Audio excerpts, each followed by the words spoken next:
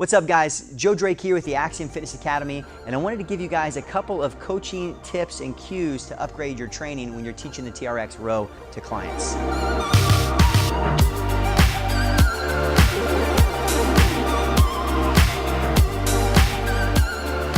So there's no doubt the TRX or any suspension training device is a great tool for teaching a pulling exercise, right? Teaching those TRX or suspension training rows. But for a lot of clients, there are a lot of variables happening at the same time. And for a new client, it's important for us to figure out and find how can we cue just one thing at a time to make sure we're not overloading them with this exercise, right? Because we could be cueing, spinal alignment and keeping them in this plank position and squeezing their glutes while trying to pull their shoulders back and their ears are coming up.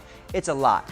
So we want to slow it down and try to simplify some of those cues. So I want to give you guys, I think, an easy way to make sure clients are going to get the most from the exercise. And the first thing is to try to tell them, keeping them body in a straight line, right?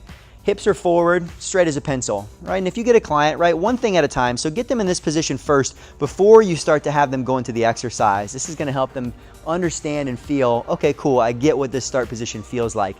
Then when you have to actually have them start rowing up, try to get them to pause at those positions. Like everything, it takes time neurologically for their body to understand where they are in space. And if it's a new movement, it's like trying to teach me algebra, right? It just takes a while.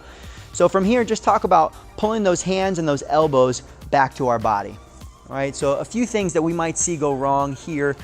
If we've got someone who's got some restriction, tightness in their traps, or they're just not used to doing this movement, you might see the shoulders go up, right? So thinking about pushing the shoulders down away from the body and controlling right back out. All right, the other thing I like to say to make sure, because as you guys pull in and we row, two things can happen. If I pull in, and a lot of clients are going to pull that hand and those thumbs more towards their chest, right? Again, not wrong. I mean, hey, from the outside, you guys might think right now this exercise doesn't look that bad, but pulling to the chest, I'm getting quite a bit more bicep rather than just lat. So if you really want to make sure that they're keeping the shoulders down and feeling it in the lats, I like the cue of pulling those thumbs to the bottom rib, right?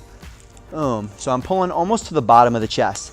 That's gonna promote that elbow coming further down and making sure, right, the lats do this extension of the shoulder and make sure we're working the right muscles. So just a few simple, quick cues and tips, right? Keeping that body straight, pulling the hands and the elbows back to the ribs, and nice and slow on that way back out.